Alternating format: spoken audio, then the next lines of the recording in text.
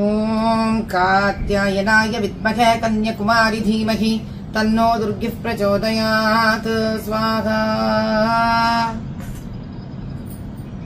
ఇక రాజమౌళి గారు, మీరేదో దేవుడు అనేవాడు లేడు లేదా నేను నమ్మను, అసలు ఆంజనేయ స్వామి అనేవాడు ఉంటే గనక ఇలా ఎందుకు జరిగింది, ఇలాంటి ప్రశ్నలు మీరు వేశారు కాబట్టి ఏదో కాస్త భక్తి మార్గంలో ఉన్నాను, ఒక చిన్న సలహా ఇస్తానండి. నచ్చితే తీసుకోవచ్చు, లేకపోతే వదిలేచ్చు, ఇబ్బంది ఏం లేదు. మీరు ఇదివరకు ఇంటర్వ్యూ ఇచ్చారు, మీకు గుర్తుందో లేదో కానీ ప్రజలు కదండి, అందులో ఇది సోషల్ మీడియా ప్రపంచం, ఇక్కడ మనం ఏం చెప్పినా అలా అచ్చుగుద్దినట్టు మిగిలిపోతుంటుంది.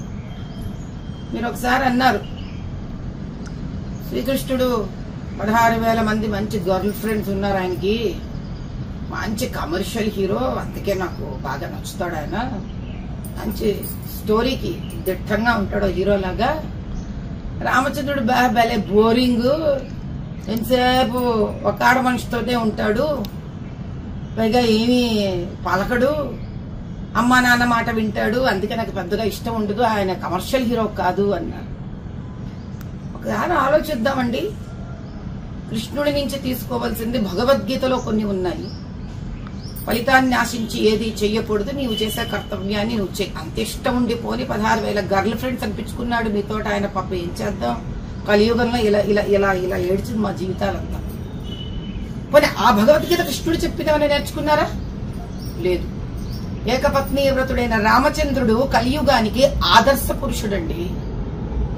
బయట పోయి ఒక ఆడపిల్లని, ఆఫీసులో ఒక ఆడపిల్లని, స్త్రీలను వేధించే వాళ్లకు అలా వేధించకూడదురా. స్త్రీ పూజ్యనీయురాలు.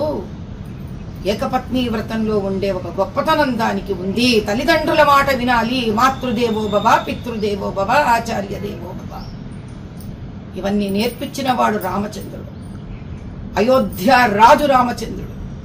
భారతదేశంలో సనాతన హిందూ ధర్మానికి పునాది రామచంద్రుడు. రామ రాజ్య నిస్వార్థ స్థాపనను నేర్పించిన వాడు రామచంద్రుడు. ఇవన్నీ వెళ్లాలంటే భగవద్గీతలోని సారాంశం తెలుసుకోవాలని నేర్పించిన జగద్గురువు కృష్ణ పరమాత్ముడు. ఈ ఇద్దరినీ మీరు అవహేళన చేసినా ఆ భగవంతుళ్ళిద్దరూ మీపై కోపం తెచ్చుకోలేదు. సమయం వచ్చినప్పుడు వాళ్ల భక్తుడు, వాళ్లను గురువుగా దైవంగా ఆరాధించే ఆంజనేయ స్వామి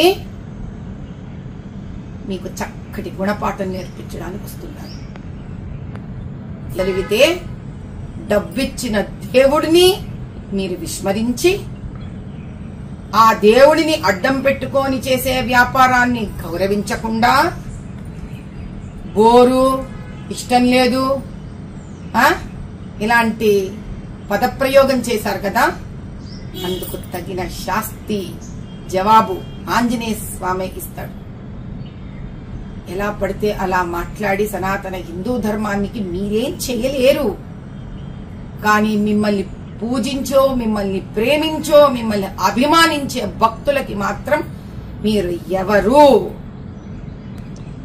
అనేది మాత్రం తెలిసిపోయింది. దయచేసి ఇంకొకసారి ఇలా మీరు మాట్లాడరని, భగవంతుడి ఉనికిని తెలుసుకుంటారని ఆ పరమేశ్వరుణ్ణి ప్రార్థిస్తున్నాను. రాజమౌళి గారు, దయచేసి మీ మాటలను వెనక తీసుకోగలరని ప్రార్థన.